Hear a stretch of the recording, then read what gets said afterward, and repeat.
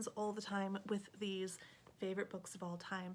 This list is subject to change, most assuredly. I did start culling my shelves for these books with the intention of giving a top 10, and then realized no, that wasn't going to work, so let's do a top 20, and then I realized no, that's not going to work, so let's do a top 30.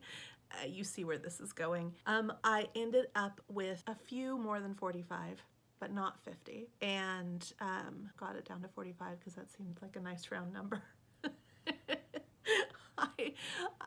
I cannot kill my darlings, so here they are, very quickly, top 45 books of all time, in no particular order.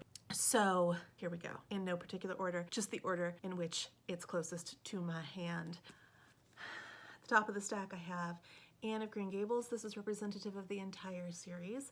I absolutely love Anne of Green Gables and have probably reread this series multiple times. These are not my original copies. My original copies were the white spines, and I really miss those. If you don't know, the series follows the story of Anne Shirley, who is an orphan with a big imagination, who is accidentally delivered to an older couple who are brother and sister, not married couple, who live on Prince Edward Island off the coast of Nova Scotia, I believe, New Brunswick, and they have to decide whether or not they're going to keep her. Spoiler alert, they do keep her, and this follows the story of the scrapes and tangles that she gets into as she grows up, has her own children, marries, and it's just a beautiful, beautiful series. Next on the pile is another by L.M. Montgomery. This is The Blue Castle. This book is geared more towards adults, and it tells the story of a young woman who is incredibly stunted in her emotional growth by an overbearing family who have typecast her as kind of unwanted and just generally unacceptable, and how she thinks that she is dying, and so she breaks free of that for what she believes to be her last days to live the life that she's interested in living. And it is a really fun story that I have read probably 300 times. No, not really, but close to it. You can see I have dog-eared pages. Do you dog-ear your pages? I totally dog-ear mine. Dog-eared pages. And next on the list is yet another L.M. Montgomery. This is representative of the whole series. This is my original series from when I was young, and I don't know if this is a popular opinion or not, but I would have to say I love the Emily of Newman trilogy heaps and bounds beyond the Anne of Green Gables series. Even though I love the Anne of Green Gables series, obviously it's on my top books of all time list, but there is something extremely special about Emily of New Moon. This is the story of another orphan who goes to live with her two spinster aunts and grows up there over the course of 3 books. It's about friendship and creativity, writing, finding your identity, using your voice, falling in love, making big decisions. It's such a great book. It's such a great book. Highly recommend. Next on my series is another L.M. No, I'm kidding. It's not another L.M. Montgomery. It is The Giver by Lois Lowry, and I do believe this copy is signed. I went and heard her speak probably a decade ago now, and this is one of my very favorite books. I came across this book when I started teaching middle school and a million years ago, and fell in love with it. I have read the entire series, but The Giver as a standalone is still my absolute favorite. The movie was terrible and the book is phenomenal. Oh, it is the story of a dystopian community set in a distant future where society is similar to but very, very different from what we have as our current society. There is a focus on precision of language. There is a lack of individuality. There is function over emotion. There is one individual who holds the collective memory, expansive of all the things that happened before this time. And everything is very prescripted in this community. Family units are not natural family units. They are created family units for the raising of a child or children. Everything is done by the kind of the science of it, and all of the messy things of life have been removed either through medication or some kind of magic. It's not magic, but some kind of system that we don't understand, whereby these individual people value the functioning of their community over individuality. And one boy, Jonas, has to come to terms with his role within this society. That makes him question the society itself. Next on the list is The Catcher in the Rye. I think that this is kind of a love it or hate it book. To be honest, I hated it before I read it, but I have since before I taught it, but I have since, I don't want to lose my spots here, taught it multiple times and probably written more, I can open it any page, probably written more in it than there are actual words in the whole original text. I absolutely adore this book. I do still find it impossible to read this book without superimposing J.D. Salinger's emotional self over the character of Holden Caulfield. Holden Caulfield is a boy who doesn't fit, and he's dealing with a lot of things that are hidden under the surface. He is himself a phony, to use his own term, and he knows it, and therefore he walks around life trying to point out the phoniness or the fakeness because he's just trying to fit. And through the book, through this amazing writing, anybody who reads this once and discounts it isn't reading it wrong. That's your experience, but is missing out, in my opinion. It is a fascinating study in writing craft. But I totally get it if somebody reads this and is put off by the Holden Caulfield character. He is a lot to take, but remember, he has taken a lot. He carries a lot on his shoulders, and he's a difficult human being because he's had very difficult experiences and he's had no opportunity to process them. And so he spends a night walking around his city, New York City, trying to process without facing reality. And it is a phenomenal book. Next on my list is Jane Eyre. This is the story of another orphan. I'm sensing a theme here in my favorites. This is the story of another orphan who is mistreated or undervalued by her extended family who she lives with, is considered a burden, is considered a bad egg kind of, and is sent away to a school that is quite harmful to her physically. And she does survive that school though, and then moves on to become a governess for a young girl who is also an orphan and who is illegitimate.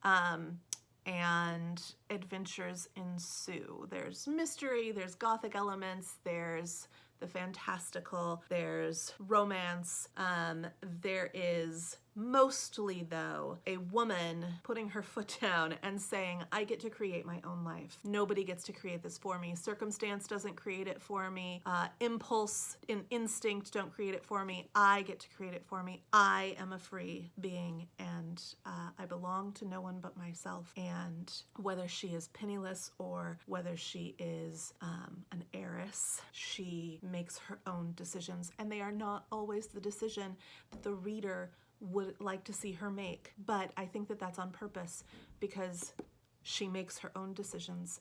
She creates her own life. No one's expectations are going to dictate for her the life that she lives. The next book on the list is Wuthering Heights by Emily Bronte. This is a different Bronte from Charlotte Bronte. This is her younger sister. Not her youngest sister, but her younger sister. The story of Wuthering Heights is yet another orphan book. An orphan is brought home mysteriously, or of mysterious origins, to a kind of tight but also dysfunctional already family who have lost their mother. As a result of not having that female influence, that motherly influence, the children are, well, the daughter is a little bit wild and willful, and the son is a little bit unbalanced. And so they bring in another person into the mix to be their kind of adopted brother. But again, the origins of this boy who is brought in are unknown and mysterious, and it's kind of about the result of bringing this unknown element into their home. And the lasting ramifications of the relationships that are formed. And it is sometimes touted as a revenge novel. It is sometimes touted as a romance novel. It is sometimes touted as a extended metaphor for God's relationship to man. There are a lot of things in here and a lot of ways to read this book. I read it as a story of siblings. So I know this may not be a very popular opinion, but in my reading of this, although there is attraction between Kathy and Heathcliff, our two main characters, that's the daughter and the orphaned boy who is brought into the mix, there is attraction. It's, dare I say it, it's a little bit incestuous, right? They're not actual brother and sister, but they have been raised in that fashion. And I really think it's a sibling rivalry tale. So the next time you read it, if you've already read this book, maybe try to read it as a sibling rivalry tale and see what happens to the story. Another one of my favorite books of all time, I just discovered last year. This book is representative of the entire quartet of books. There is just something about this set of stories that really, really hooked me. This is the story of a family, and the events kind of kick off on Christmas, where a wife is discovered to have been having an affair with the visiting Santa Claus who always comes to their party for many, many years, and that revelation kind of kicks off a bunch of changes. It brings people together and it pushes them apart, and it really is, the four books together really are just the story of a family and what holds a family together and what tears them apart and what brings them back. It's just, I mean, things happen in this book, but it's also just this really beautiful portrait of a family, a flawed family that is just about as much about choosing who your family is as not abandoning the people who are made your family by birth when things get hard. So it is a beautiful, heartwarming book series that you will need lots of tissues for. Next on my list is Jane Austen's Sense and Sensibility.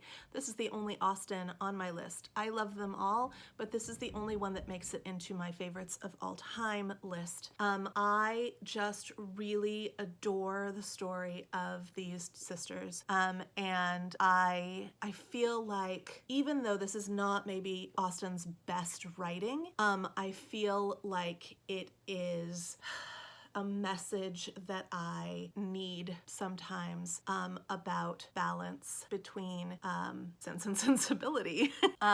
This is the story of two sisters who, because of inheritance laws, are left pretty much penniless with their younger sister and mother. They have to move out of their home. They have to relinquish their home to a half-sibling and his family, and they move into a much smaller cottage house that belongs to a distant relation. It is the story of learning how to want what you want and also how to curb your desire. So it's a great, amazing story. Next on my list is A Tree Grows in Brooklyn. My copy is very well loved and used. It is the story of a immigrant girl growing up in Brooklyn, like a tree, rooting herself into rocky, metaphorically rocky situations and growing strong, just like trees might root themselves into a sidewalk in a city and still grow tall. It's a metaphor that has been, borrowed again and again and again. Popping into my mind right now, Sandra Cisneros, House on Mango Street also uses this with her 4 skinny trees. It is by and large. Ooh, do you want to hear my thoughts? Look what I've got. Look what I just found. I didn't remember that I had this in here. So 1994, February 14th, 1994. My thoughts on this book at age 17 are varied. I found as I read of Miss Gardner telling Francie how ugly her compositions and in short her life was that I felt the same way. That as I read of life in the slums and tenements of Brooklyn in the 1900s and 1910s, I saw filth and ugliness, and it was all so sordid to me. I put sordid with a capital S and in quotation marks. I was wrong. I should have approached it as Francie Nolan. Francie found beauty, searched for beauty in every day of her life, and therefore her handsome father with his songs and although imperfect love made up for his drinking. I don't know. I mean, I know what I'm trying to say, but it's not what I wrote. And her mother with her beauty and her ability to never fumble made up for her sometimes brusque ways. And I find her story remarkable and appealing and not in any way sordid or ugly or dirty. It was full of beauty, and I wish Mary Frances Catherine Nolan the best in life and love. In doing so, I feel I wish myself the same. Oh, youth. Okay, so a lot of that is still the same, but maybe I might have said it a little bit more eloquently and a little less judgmentally today than I did when I was 17. This book is the book of a young girl who is remarkably not an orphan, but who is an immigrant and who is searching for the beauty in the difficulty and the ugliness around her. Next on my list is a book I've only read once. I read The Brothers Karamazov by Fyodor Dostoevsky when I moved to China for a year, and it was pretty much my main reading material. The text in here is super tiny, and it is almost 1,000 pages with that super, super tiny text. Oh look, it's my luggage tag from moving to China. That's pretty awesome. I have such amazing memories of this book. And I have gone back in and read certain portions of it over and over and over. This is the story of brothers, obviously the Brothers Karamazov, but it is really the story of, humanity. Each brother kind of represents a different kind of approach to living and a different kind of reality or perspective on life, and the consequences that might play out from having that perspective, and the importance of finding balance, and how those different perspectives and those different kind of, not stratas of life, but approaches to life can really complement each other and balance each other out. The pluses and the minuses of what may on the outset appear to be right or wrong. It's about gray areas. Love this book. Next on my list is another book that represents the entire series, but it is my favorite from the series, and it is the second book in the series. That is The Moon by Night by Madeleine L'Engle, and it is the second book in the Austen Family Chronicles. This tells the story of a family going on a camping trip, a car camping trip, and the romance that might be forming with a member of that family and another traveler. But it is really about, the whole series itself is really about the Austen family, very much like this one. very much like Winter Street. It is just really focused on choosing family, loving the family you're given, and becoming yourself. Next on my list of favorites is Brand New Ancients by formerly Kate Tempest. They have now changed their name to K Tempest. And this is just a phenomenal book. And this is not my signed copy, but I actually have another copy that is my signed copy. I just grabbed the wrong one. But I was privileged to hear them speak at Powell's in Portland several years ago.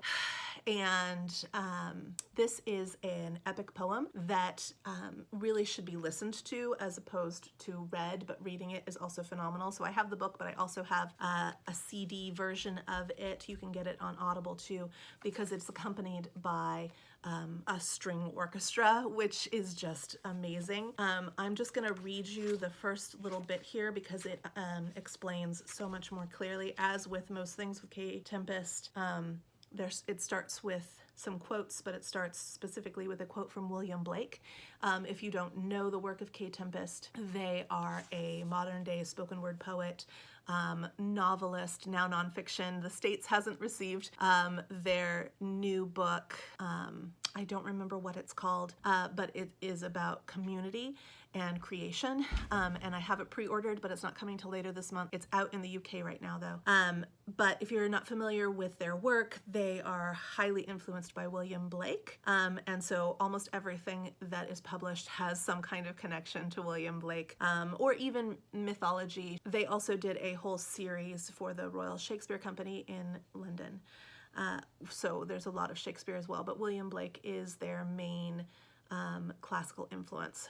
So all deities reside in the human breast is the quote from Blake at the beginning there. And then just to read the first two little bits at the very start of this one poem, and the whole book is one single poem. It's 47 pages long. It's an epic, right? But it's beautiful. And it starts this way. In the old days, the myths were the stories we used to explain ourselves. But how can we explain the way we hate ourselves? The things we've made ourselves into, the way we break ourselves into, the way we overcomplicate ourselves. But we are all still mythical. We are still permanently trapped somewhere between the heroic and the pitiful. We are still godly. That's what makes us so monstrous. But it feels like we've forgotten we're much more than the sum of all the things that belong to us. And it goes on to keep going back and forth kind of in between that narrator omniscient view and into the specific lives of some individuals who are living and interacting together. There is a trigger warning for this. There is a rape scene. So I do want to make that clear. So trigger warning, but absolutely beautiful and excellent. Next on the list is F. Scott Fitzgerald's The Great Gatsby. This is another one that I really disliked until you can see I've got tons of writing in this one too, until I read it and had to teach it. And then I just so completely and utterly fell in love with not necessarily the story, which I still feel kind of meh about, but with the craft in the writing. Fitzgerald is a genius with his writing craft. Every word is meticulously chosen and placed, and I've seriously considered just doing a breakdown of this book and the structure of this book. It is so beautiful. But The Great Gatsby is, if you don't already know, the story of a self-made man who has risen in the ranks of society in a time when there was old money, and new money was rich but not respected. And he's trying to win over a young love who he lost because he believes because of his poor and having no name. And he really wants to get the girl, but in order to get the girl, he has to prove him, right? So he has to prove himself rich, but not only rich, he has to prove himself as cultured as old money. And he has to lure her away from the person she is currently married to. This book is all about people crashing into people and the results of that crashing. This book is all about gossip and being observed. It's all about, it's kind of like social media before social media existed. That's what I'll say. So, Great Gatsby, it's not a love story and it's not about the American dream. If those are two things that you remember from high school, get rid of those. It is not a love story and it is not about the American dream. Next on my stack is big magic. This is a book about creativity. It's just really inspirational, and I like to just open it up at any given time to any chapter and reread it. It's kind of like a battery charge for your creativity. Next on the list is a book that's representative of the entire series. I know that this may be a controversial choice, but I love the Little House books, and I have loved them since I was a child. This is The Long Winter. It is my favorite book in the series, and I have reread this one in particular multiple times. My second favorite book in the series is Farmer Boy, but I didn't grab that one because I just thought this one would stand for the whole series. The Little House books tell the story of a family that has moved from the east and is moving into the west. This is the story of a family that is trying to support each other, make good choices and do the best they can with the knowledge and the understanding that they have. And I really appreciate it a great deal. Next on my list is Till We Have Faces by C.S. Lewis. This, as it says on the front, is a retelling of the myth of Cupid and Psyche, and it is just one of the most beautiful books that I have ever read. The writing in this book is phenomenal. If you've read other things by C.S. Lewis, I want you to not think about those things, because this book is so entirely different from them. Excuse me. C.S. Lewis, his whole life was obsessed with this myth, and I think that we get so much more vulnerability from the author in this book than we do in any of his other works, which I enjoy the Narnia books. They aren't on this pile, but they feel very much like children's stories, like somebody's telling you a children's story. There are lessons to be learned, and it's a great analogy for the Christian faith. But this book is about people. It's really, really about people, and it's a very vulnerable book, and the writing in it is so beautiful. So the only other time I feel that I have truly loved Lewis's writing is when he's writing about his late wife Joy. And that, I think, again, is because we get to go underneath those really thick layers that Lewis has as protection mechanisms. Highly recommend this book.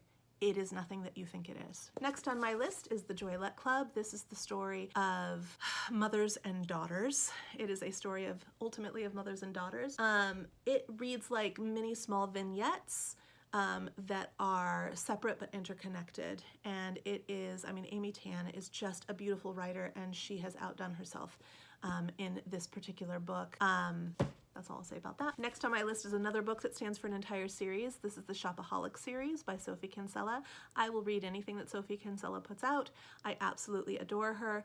I think to consider her quote-unquote just chick lit is an incredible understatement of her ability to tell a story that provides insight into yourself in a way that does not feel spoon-fed. She is, okay, this is a big statement, but I'm gonna stand by it. She is the Jane Austen of our time. She is a social commentator. She knows people, she sees people, and she writes people in such a way that we laugh, but we also see ourselves. And so I sincerely hope that if you have written off Confessions of a Shopaholic and the entire Shopaholic series, that you would reconsider and reapproach them with an open mind. And also, there's no such thing as chick lit, there's just lit. So these books are amazing. Next on my list is Little Dorrit by Charles Dickens. I also just recently read The Pickwick Papers and considered putting it on this pile, but I'm not sure, because I just read it last month, I'm not sure it's a forever, best of all time book. But Little Dorrit is. I'm currently reading this in its serialized, release, the chapters as they were released month by month, and it is simultaneously exhilarating and devastating, because I'm really realizing the craft with which this is written and how Dickens was able to pull his audience along for more than a year and a half following the story of Little Dorrit and the people who are involved in Little Dorrit. This is my third reading of this book.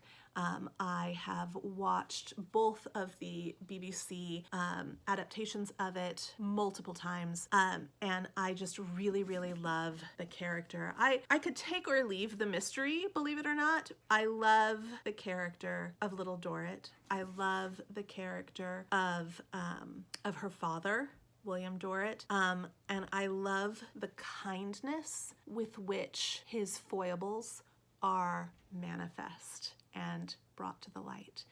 He's not allowed to get away with anything. The reader understands everything about him and how it is that he is where he is and why it is he stays and how it is he uses the people around him. And yet we feel such empathy and sympathy for him as well. I just really think that Dickens goes above and beyond here with character development, and if you haven't read any Dickens, I strongly suggest you start. I know many people will tell you to start with David Copperfield or Great Expectations, and maybe they are less complicated, but they are also less vibrant, in my opinion. Next on my list is The Wishing Year by Noelle Oxenhandler. This is a nonfiction book about, it's a memoir of Oxenhandler's year spent studying and experimenting with the craft of making wishes, and what happens as a result of her investigation into the history of wish making, the cultural implications of wish making, and also the interplay between wish making and action, taking of action. So I just really, really enjoy this. I do like a lot of memoir. In fact, the next book on my list or on my stack is a memoir, as is the next one. But this was a different kind of book. I had never read anything quite like it or seen that approach to, or really even seen anybody write an entire book about making wishes. Next on my list is Surely You're Joking, Mr. Feynman. A very long time ago, a high school student recommended this to me, and I picked it up and read it, and absolutely fell in love with this book. Richard Feynman can make me laugh out loud like nobody else. There's a story in here about ants that is one of my absolute favorites. Each of the chapters is an individual story that can be read on its own. You can pick it up, thumb through it, and just read a 3-minute story, which will knock your socks off. You will either walk away thinking more deeply about something, pondering your take on something, pondering the fact that you don't ponder certain things, or laughing hysterically. So this is a book of insight. It is a book of insight, and it's an insight into a person, but more so it's insight into the human condition. Next on my list is Tootsuite, Hanging Up My High Heels for a New Life in France by Karen Wheeler, and this book is indicative of an entire series of books, of memoir books that Karen Wheeler has published, but I love Karen Wheeler, and I think she's way underread. I don't understand. Well, yes, okay, so I do understand, I think. Her memoirs are very meandering. They're very just slice of life. Things happen. She has some very important events, the death of a loved one, etc., that happen over the course of her writing these memoirs. She moves to France and buys a house and has to refurbish it, and so there's all of that story, but at the same time, it's really just like a normal person, an average person who's trying to live life and is writing about it, and I just really, it's a little bit voyeuristic, I think, but I just really enjoy reading about her life. The 4 books that have been published that I've been able to get in physical book form, I have read and reread and reread. The next book on the list is another nonfiction. This is A Hidden Wholeness by Parker Palmer. The journey toward an undivided life, welcoming the soul and weaving community in a wounded world. That is exactly what this is about. It is about how to foster community in a spiritual, but not like woo-woo sort of spiritual way. It's very grounded, and I appreciate that. Next is Ethics by Dietrich Bonhoeffer. This is a really dense book, but it goes into concepts of right and wrong, and I love that it's coming from Dietrich Bonhoeffer. If you don't know who that is, he was a theologian who fought against the Nazi Party in Nazi Germany, and broke a lot of laws and told a lot of lies, and to read a discussion on religious Christian ethics coming from a man who made seemingly non-ethical decisions on a regular basis in order to uphold a higher ethic of life valued over law, is fascinating and phenomenal, and it's very engaging. The writing is very engaging, but it is also very intellectual, I suppose would be a good word for it. It's not academic. I think I said that before. It's not academic, but it is, I mean, it's a hefty read. It's a hefty read, but it is one of my favorites. Next, and if I were going to put something as my #1 book of all time, it might be this, if you would allow me to call it a book. It is Wit, which is a play by Margaret Edson. This is the only thing that Margaret Edson has ever written. She's a teacher, and it won the Pulitzer Prize. It is just the most phenomenal thing. It is the story of a woman facing ovarian cancer. That synopsis does not do it justice. It is about language. It is about meaning. It is about purpose. It is about death, all kinds of deaths, physical death and metaphorical death. It is about loss, and it is about impact. This is a beautiful, beautiful book. What it means to be a human living in conjunction with other humans who have a dark side. But possession in particular, this book in particular, I think is maybe her most approachable. It is the story of two historians who are tracking down information about two different historical authors, and there suddenly is an intersection between the two, and because of who these authors were and the way they wrote and the life choices that they were making, the connection that these two historians find seems to be impossible and will shake the literary academic world to its core if they can find physical proof that this connection existed. And there's also the drive for these academics to maybe be the first one to reveal this information so that they can further their own career. But of course they fall in love in the course of hunting this down. And so there's all kinds of things at play in this. It is just a beautiful, beautiful, beautiful book. And I think that's all I'm going to say about it. It's a beautiful book. Next on my list is Women in the Castle by Jessica Shattuck, and this is about 4 women who take residence in a very dilapidated, once beautiful castle after World War II, and during the war they all had different positions within the war and experiences different political standing, and reveals the backstory of each person, but it also shows people of differing opinion and political stand living together, relying on each other, having to learn to trust each other, how bonds are formed, and the impact that forgiveness or lack of forgiveness can have on relationship. Next is a book that stands for an entire series that I have not finished reading yet. I finished the book, but not the series. That is An Irish Country Doctor. I adore these books. They are slice of life books about a small town village in Ireland called Ballybuckle, and about a young doctor who comes to do his residency work there with an older doctor, an established doctor, and it is just about community and life and love and relationship and commitment, and I laugh out loud every time I read these. They are beautiful, beautiful, beautiful books. Highly recommend the entire series, even though I haven't finished it. I know that they're all gonna please me to no end. Next on my stack is Beyond the Pale by Claire O'Donoghue. I am not a huge espionage reader. In fact, I don't enjoy reading or watching movies with a lot of espionage in them. There are a few exceptions to that statement, and this series is one of them. There are only 2 in this series right now, and I did enjoy the first one more than the second one, but I also enjoyed the second one.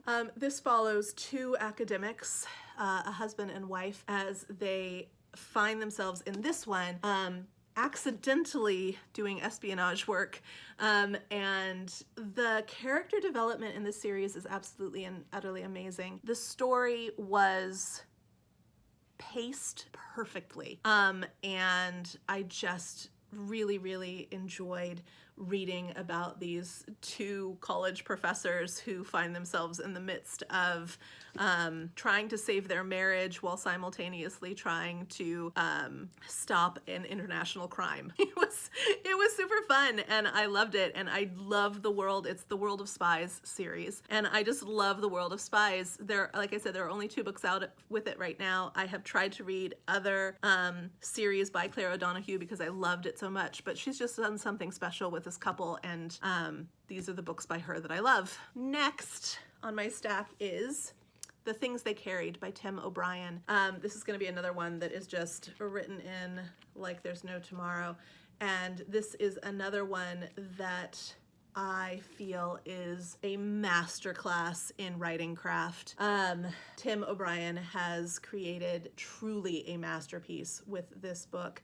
And I think that it would be really easy to approach it and to not see it for what it is, but to study it is to find yourself in a never-ending world of revelation. It, on its surface, is a series of short stories that are interconnected, but can stand alone about individuals' experiences before, during, and after the Vietnam War. There is interconnectedness in the fact that the setting is war, even if it happens before or after the war. And there is interconnectedness in that many of the characters in these stories have relationship with each other. They're in the same battalion or in the same family or from the same place. And yet, as the book tells you over and over and over again, this is not a war story, this is a love story. And the more I read this book, the more I see that every story is actually the same story. And there is... If I were to give trigger warnings for this book, there would be too many to list right now. If you are faint of heart, do not read this book. But part of the point of this book, part of the message of this book, is that life is hard and uncontrollable, and loss is real, and we cannot look away. We have to face it, and we have to find the beauty in it. In a way, it's a little bit like A Tree Grows in Brooklyn in that manner. Again, every story is the same story, even though they look completely different. Next on my list is Wild Swans by Jun Chang, and I read this in China for the first time while I was in China. It is called Wild Swans, 3 Daughters of China, and there's a quote by somebody who I don't know, Mary Wesley, that says it is impossible to exaggerate the importance of this book. This is my maybe 6th copy of it. You can see it's quite well read, but I have 6 copies because I keep reading it and giving it away. This is my most gifted book of all time, and I give it away and then buy a new copy and reread it every single time. It is the story of China. It is the story of women. It is the story of these women. It is the story of a family. Excuse me, just phenomenal. Next on my list is The Best Christmas Pageant Ever. Yes, this is one of my favorite books of all time, and I also really enjoy the cringy hour-long TV special that came out when I was a child. This is the story of a family that is on the outside of society, and another family that gives them the opportunity to participate in something that gives them a chance to be part of the community that they're on the outside of. Next in my list is The Witch of Blackbird Pond. This has been one of my favorite books of all time since I was a teenager. This is the story of Kit, who has grown up in Barbados, and she finds herself having to... Oh, she's orphaned. Oh my word, how many orphan books do I have in this stack? But she is orphaned, and she finds herself having to move to live with distant relatives that she's never met, her mother's sister and husband and children, in Puritan colonies. She's moving from Barbados to Puritan colonies. She can swim, she can read, she laughs a lot, she wears brilliant, bright clothing, and so, of course, they think that she's a witch, especially when she forms a friendship with the Quaker woman, who is also considered to be a witch and who lives on the outskirts of town. This is a story about community, about belonging, about identity, about voice. Love this book. Next on my list is The Razor's Edge by Somerset Maugham, and I also absolutely adore the Bill Murray movie of this book. It doesn't follow the book exactly, but it gets the spirit of the book just right, and it is the story of a man who is coming to terms with his own existence and survival after World War I has ended, and he doesn't know if there's any reason why any of this whole life thing is happening, and he's searching for answers. He goes on a pilgrimage, a quest to find out what actually matters, and the repercussions of his search for meaning on the people around him who rely on him. There's an amazing final scene in the Bill Murray movie where he says repeatedly, "It just doesn't matter. It just doesn't matter." The book gives it the context that it needs to be one of the most powerful philosophies of life that I've ever encountered. The Razor's Edge, phenomenal book. Next on my list is The Narrative of the Life of Frederick Douglass. This is one of the most approachable slave narratives that I have read. Frederick Douglass escapes slavery, becomes a statesman, has an interracial marriage.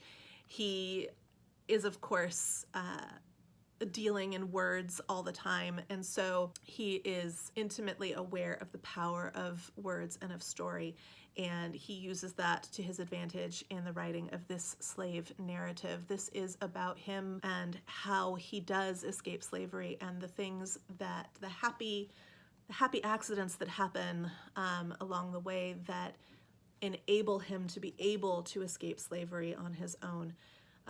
It is a powerful book. It is a terrifying book. It is a empowering book, and I highly recommend it. Next on my list is A Lady's Life in the Rocky Mountains. By Isabel L. Bird. I just read this book earlier this year. I gave myself a challenge to read a book by a female author from every year between 1820 and 2020. I read, so that would have been 200 books. I read 200 books by female authors, but a disproportionate amount of them come from the year 2020. This is one that I did read closer to the beginning of the year. It's from 1873, and it is letters that a British woman, Isabel L. Bird, is writing home to her sister in England about her experiences as a single woman traveling through the Rocky Mountains. Her voice is just really fresh and engaging, and this is an adventure book, right? It is an adventure, but it's in real time, and it's really personable, and she has just a really, again, engaging style of writing. So these are letters home about being a single woman in the 1870s, traveling through a foreign to her land that is predominantly unsettled, and having adventures by herself as a single woman in the Rocky Mountains. It's fascinating. Next on my list is Ulrika. This is another one that I read at the beginning of the year. This is by Claire de Duras. I'm gonna totally and completely butcher that French name, but this is the fictional story that is based on a true story. Of a African slave girl who is raised kind of like a pet, and taught all of the things that a white French girl might have been taught in the 1820s.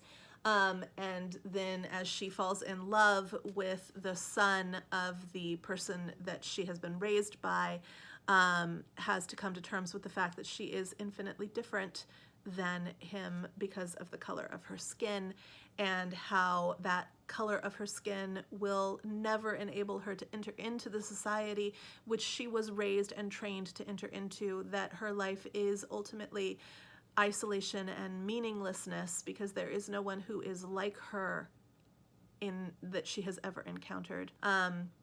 There are no other Africans who are raised as French upper class women, and there is no male counterpart for her to start the next phase that is prescribed in the 1820s of her female life. So she has this beautiful, wonderful childhood.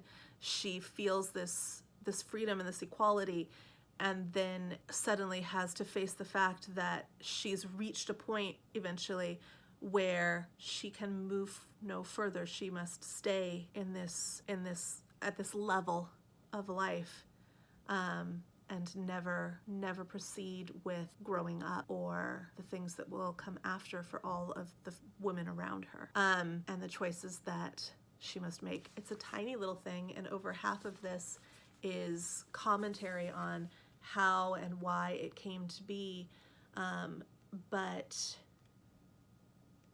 it's fascinating, and it's from the 1820s. It's written in the 1820s, and it's kind of beautiful. That's a lot of that has to do with the translation work by John Foyles, or Fowles. I'm just butchering all the names today.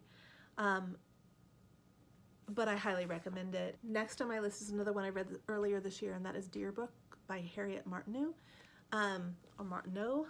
But this is an amazing story about a town and about people and about acceptance and inclusion and societal expectation and the shirking of societal expectation.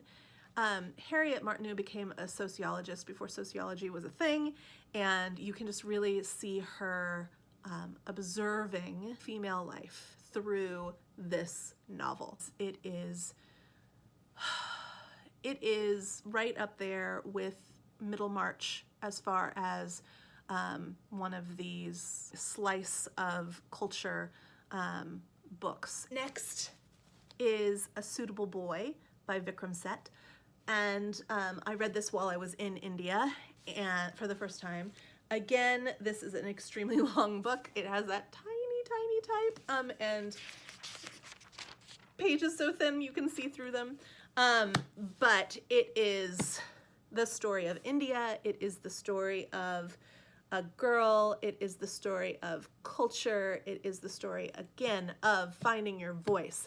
And it's not just the story of the girl finding her voice. It is the story of every single character in this book learning how to say, I am my own person. I will be my own person. And it is the story of India saying, I am my own entity, and I will be my own entity. I will govern myself. So it is a glorious book, a special kind of alchemy. Next is not the entire thing, I promise. It's just 3 plays from this.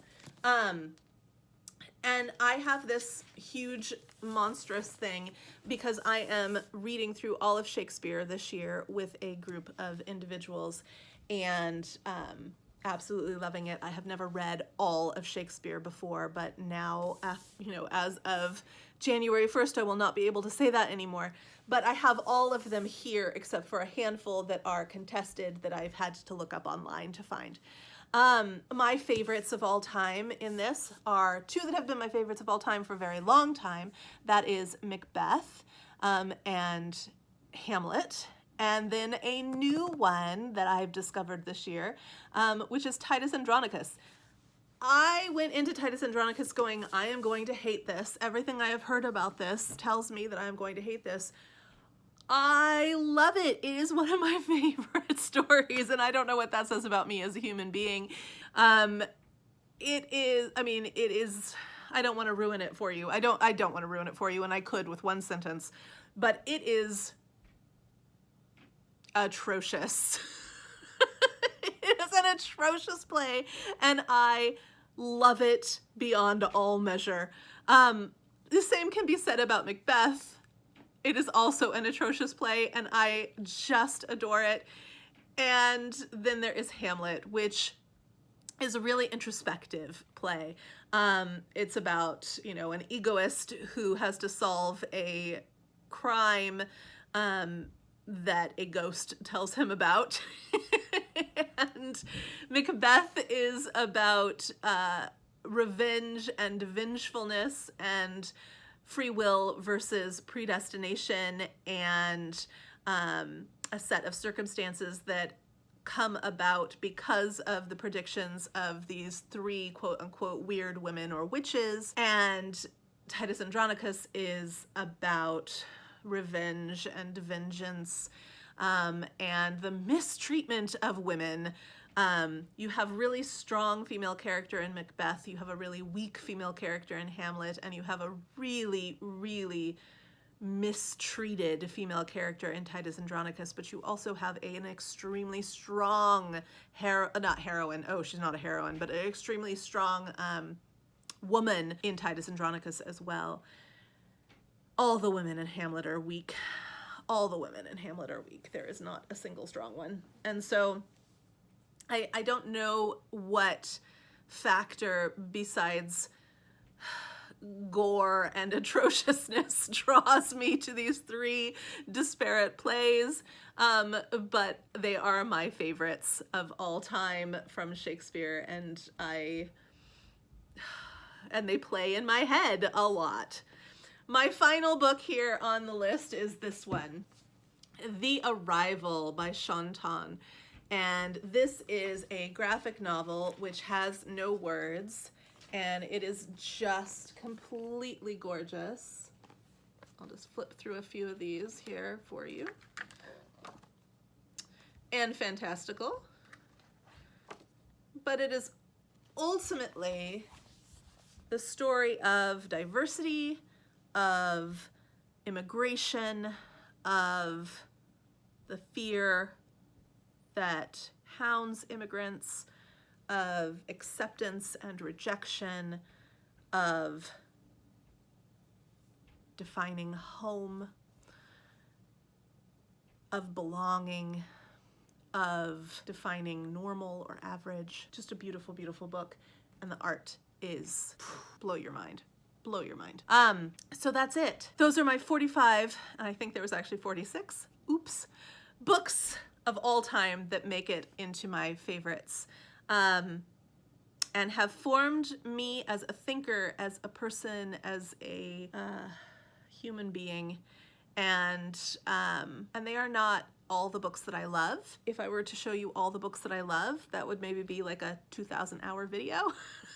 They are the ones that are closest to my heart. They are the ones that I turn to when I need to solve problems, I turn to when I need to understand people. They are the ones that I turn to when I want to improve my own writing. What books would you say are like friends? Do you have books that mean more to you than just a set of words or a fun story? I think that BookTube does a great work in getting the word out about new books for authors and publishers to keep that income flowing and to keep that industry going. I commend BookTube and Bookstagram for that. People get a little bit upset, I think, and I've seen it recently a lot about, you know, it being maybe a kind of consumer focused, it's not an industry, but a consumer focused hobby where we are focused on consumption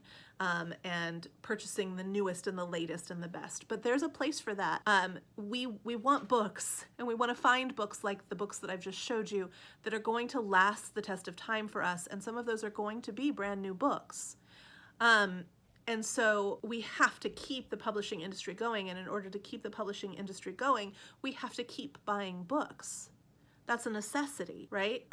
It is a necessity.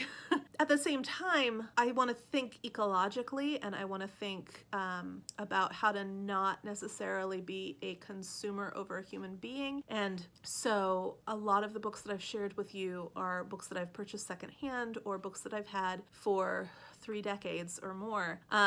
Many of the books that I shared with you might have been new to me this year, but they are not new to the world. I think that there's a place on BookTube for sharing the books that stand the test of time for us, as well as a place for sharing the books that are exciting us that are coming out right now.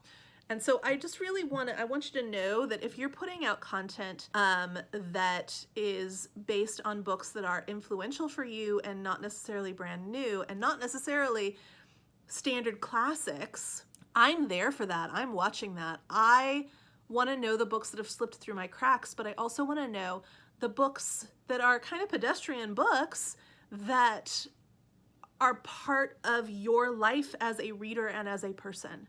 So that's part of the reason why I decided to do this. I want to see more of this on BookTube.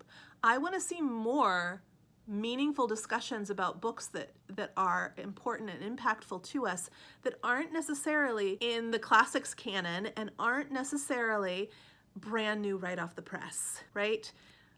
So I was pretty vulnerable in sharing what I shared with you as far as my favorite and most impactful books of all time. And I now lay down the gauntlet for you.